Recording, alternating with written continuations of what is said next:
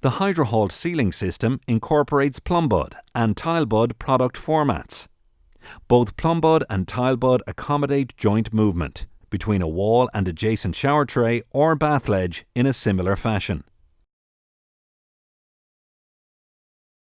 As you can see, the exposed sealant bridge between the tile and ledge releases off the backer rod and stretches under tension. The HydroHALT sealing system accommodates joint expansion through elongation and deflection in the HydroHALT strip at its point of contact with the sealant, and shear elongation of the sealant bridge between the strip and shower tray sidewall. When the sealant joint between the tile and ledge fails, the HydroHALT sealing system ensures the resulting leak is contained inside the shower area.